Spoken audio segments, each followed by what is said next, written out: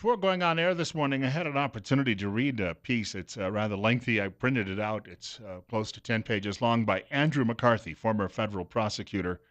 Andrew McCarthy writing as a guest commentary at National Review. And he was writing about this case involving General Michael Flynn and the so-called collusion with the Russians. And I was reading through it, and as I was looking at this detail, it suddenly struck me, and this is a bit of a rehash. If you were watching our pregame show on Facebook a few minutes ago, it's a rehash of that, but I think it's worth saying, it's worth bringing up. And I'll share a couple of thoughts on this. He delves into this and goes into some great detail as to what happened. And as a federal prosecutor at one time in his life, he might know a little bit about what he's talking about. The FBI has the assignment of domestic surveillance. Others are forbidden from doing it, the CIA, for instance. The FBI, just before the Obama White House left, was beneficiary of a move that President Obama made, and that was that the 24 security agencies in the United States could suddenly share all of the information they had. So it may not have even been someone at the FBI that leaked General Michael Flynn's name. Could have been one of these other organizations, many of which are still staffed by, because we've had so few appointments, Trump appointments, that have actually been confirmed or have been put in place. Many of these people who are still staffing these government intelligence agencies are the Obama people. So someone would have looked at this intelligence and dropped it in the file of a friend at the Washington Post or the New York Times, and boom, this thing takes off. Now, the question we're hearing from liberals and a lot of people in the media is, oh, well, when is the other shoe going to drop? And we will find out that there was collusion between Donald Trump himself and the Russians before he took over as president. Well, he was the president-elect, and I'm sure there were a lot of efforts. He was making phone calls with world leaders, and they were getting a few ducks in a row, congratulatory calls, and, I'll look forward to working with you and the like. But what is it Flynn would have said, and why has there been no other shoe that has dropped? Well, maybe because there's nothing there. Maybe because the Russian ambassador said to Mr. Flynn, this call apparently took place just a day or two after the Obama White House announced new sanctions against Russia because the Russians are accused not of hacking the election, but of hacking into emails at the Democrat National Committee, which they easily did because a nitwit by the name of John Podesta had a password which was password, which made it very easy for foreign spies to look through his emails and sift through his conversations, make that plural, with other leading Democrats. So the White House announced new sanctions against bad old Russia because the Democrats conflate their party with government in this country, despite the fact that most of the states are now run by Republicans, overwhelmingly. So the Democrats believe, of course, that this is the nature of the beast, that they have to go attack Russia now in order to try to, in other words, cloud the election of Donald Trump and claim that it isn't legitimate. Well, what if Flynn's response to the ambassador had been, well, we'll see what we can do for you, sir. We'll look into that, and that's it. So Flynn didn't think there was anything to it when he was asked, did you discuss this? And, Flynn's thinking, we didn't go into much detail and I made no promises, so no. However, by the letter of the definition, at least he responded to perhaps what the man had to say, the ambassador from Russia had to say, in a polite response. So therefore, when the vice president goes on CBS TV and is asked about it, he said, no, there was no discussion.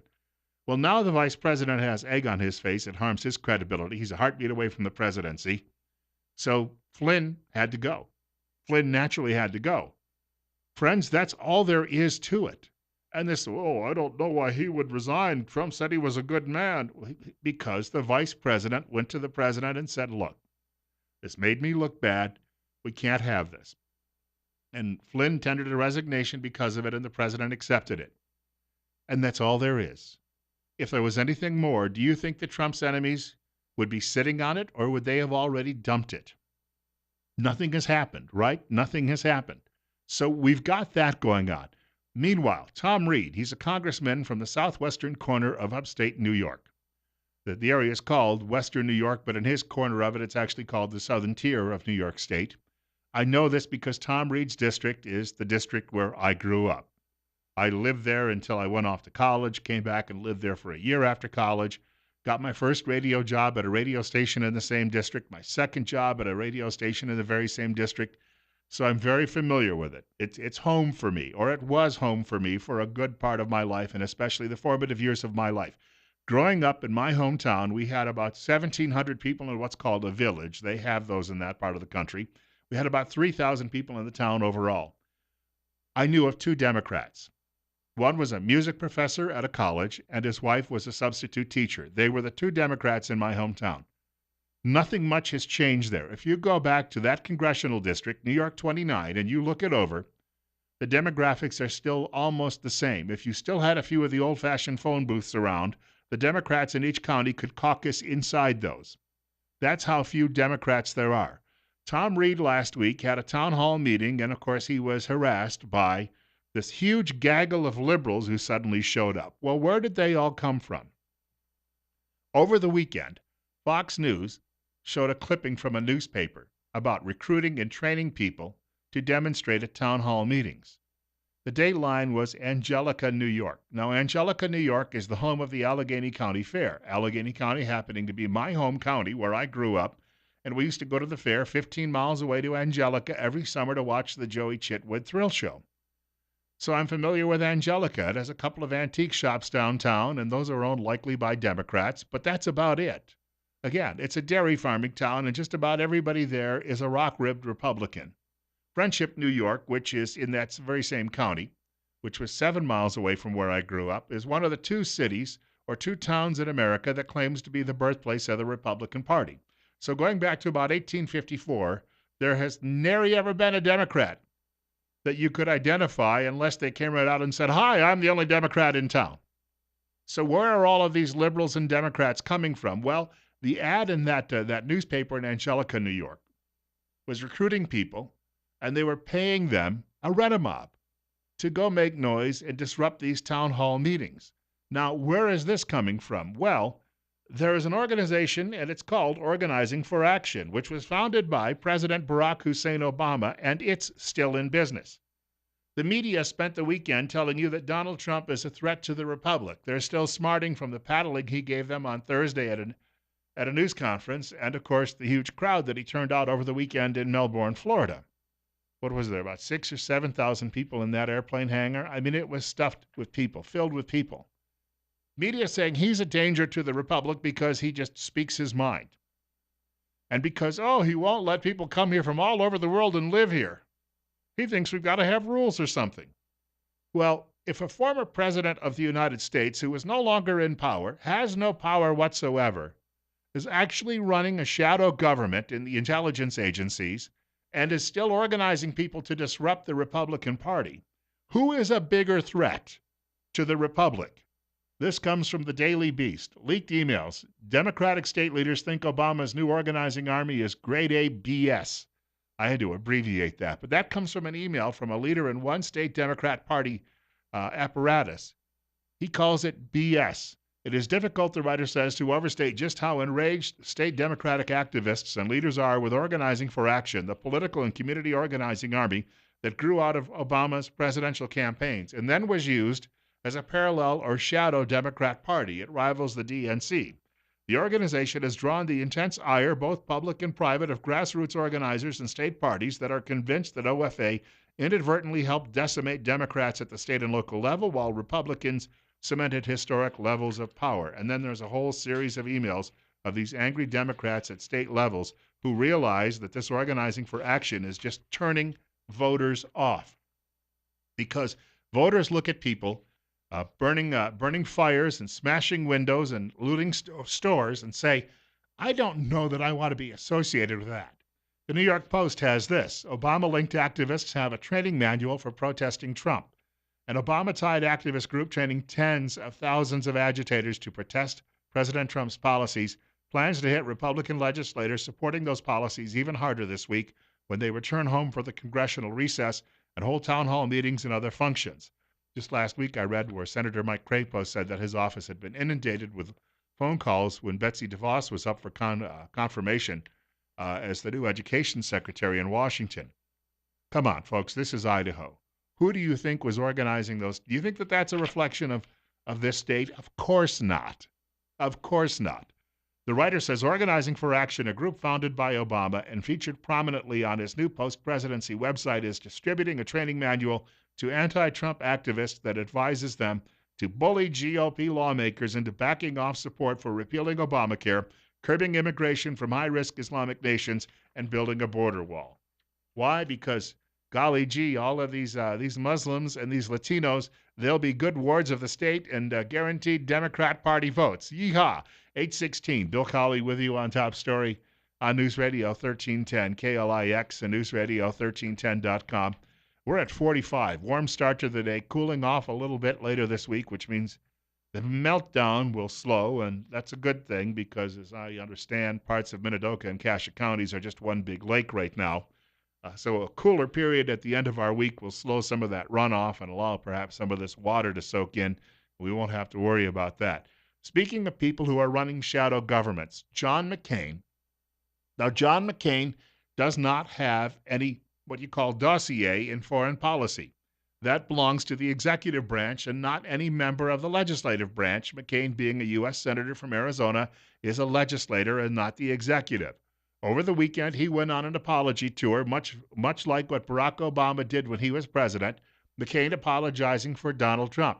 Now, McCain did this as well some years ago when he went to Syria and he met with terrorists there. It isn't just ISIS. There are multiple terrorist groups that are fighting the Assad government in Syria, and John McCain clandestinely met with them, and then we learned about it after the meeting. So here's John McCain trying to make foreign policy on his own, and yet Michael Flynn is taking all of the heat from the media. John McCain is the true, and I make this comment because the parallels here are eerily similar. After the Battle of Saratoga, Benedict Arnold was badly wounded. He was considered at the time the greatest hero of the American Revolution. And then he turned tail and he turned coat. John McCain is doing the same thing. We have a caller with us. Caller, we've got about a minute before the break. You're up next. You're on the air. Yeah, I just say Obama is our M&M president. Muslim and Marxist. He's the red M&M, right? If he's Marxist. Although in America, that would be the blue M&M. 8:18, it's 43 now. A slight dip in the temperature. It's a little windy outside this morning. You'll be noticing that. So you've got people like John McCain who simply could, I think, face prosecution for what he's doing because he is not representing the executive branch of government. He is attacking the executive branch of government. He is trying to usurp the foreign policy making, call it constitutionally granted foreign policy making abilities of the executive branch with what he is doing. Someone needs to set him down and say, John, you keep this up, you're going to go from being a great American hero to sitting in a federal prison. That may be the only way to bring him back into line. We've got more coming up. Randy Staples is going to join us in about 20 minutes from Idaho Weekly Briefing. Boy, a lot to talk about on the state level, too, as well. That's on the way this morning. It's 45. Bill Colley with you on Top Story on News Radio 1310, KLIX, and newsradio1310.com. Thank you for joining me this morning. We're on the air until 10 o'clock. I mentioned we're looking at a cooler period at the end of the week. It'll be more February-like as we head toward the end of the month. And we're looking at overnight lows, maybe down into the upper teens or lower 20s. That will slow some of the runoff. And that'll help out a lot of people in, as I said earlier, the Minnecasia region, as well as Western Twin and other parts of the Intermountain West.